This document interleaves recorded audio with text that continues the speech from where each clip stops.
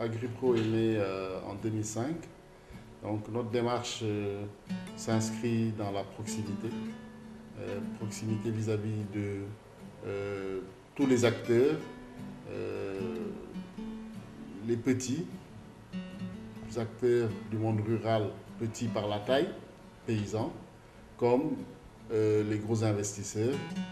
Et à l'origine, dès le départ, nous avons voulu introduire de nouvelles variétés de semences. Et aujourd'hui, nous essayons de faire en sorte que ce secteur des semences qui constitue un réservoir extrêmement important d'activités qui sont génératrices de revenus pour les producteurs, mais qui permettent d'accroître leur production. Nous faisons en sorte qu'il y ait, au travers de nos actions, qu'il y ait un développement de cette activité-là. Parce que nous savons que la question des semences est une question qui est centrale en Afrique. Deuxième chose, c'est le volet machines agricoles.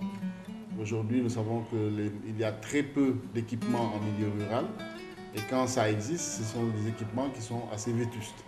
Nous essayons d'améliorer le niveau d'équipement des différents acteurs de l'agriculture en Afrique en proposant des solutions qui sont adaptées à la fois aux petits producteurs et également adaptées aux industriels, à ceux qui font de l'agriculture sur de larges dimensions.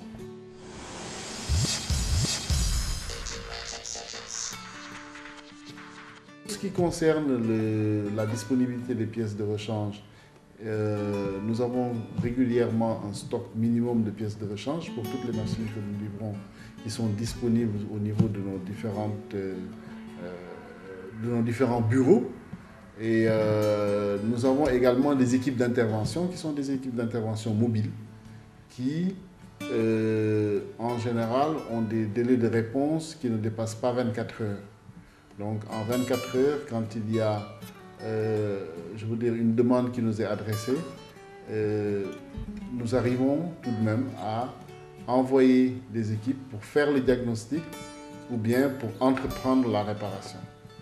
Et c'est des éléments qui sont extrêmement importants dans notre contexte. Évidemment, nous essayons également d'avoir un certain nombre de relais et de participer à la création d'emplois en formant également un certain nombre de techniciens localement pour leur permettre de pouvoir faire face aux petites réparations ou à pouvoir faire face aux demandes d'entretien.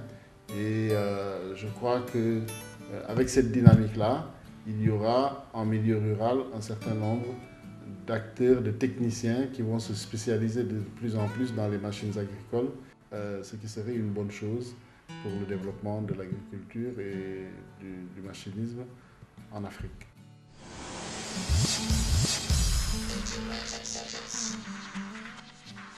Nous sommes investis dans le domaine de l'irrigation.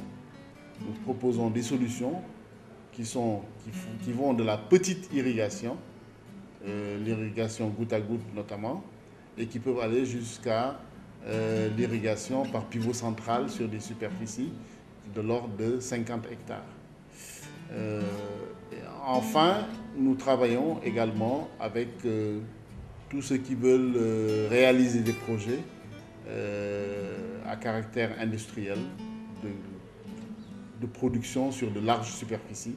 Donc de la partie étude jusqu'à la réalisation et la mise en route et la formation, Agripro est présent et a eu à assister à un certain nombre d'entreprises pour réaliser ce genre de projet. Si je prends l'exemple également du matériel agricole, je peux prendre plusieurs exemples, mais je vais m'attarder simplement sur deux dans le cadre de la transformation.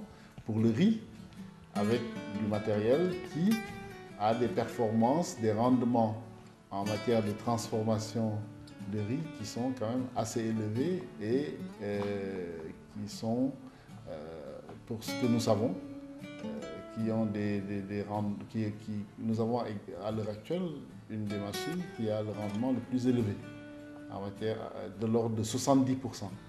70%, ça veut dire que quand vous mettez 70% quand vous mettez 100 kg de riz paddy, vous arrivez, riz entier comme brisure confondue, vous pouvez arriver jusqu'à obtenir 70 kg de riz, ce qui est appréciable. Et c'est d'autant plus intéressant que nous avons constaté qu'avec ce différentiel de rendement, parce que sur les autres machines, le maximum c'est 55 qu'on a pu observer, alors le différentiel de 15% obtenu peut permettre de financer le coût d'acquisition de la machine.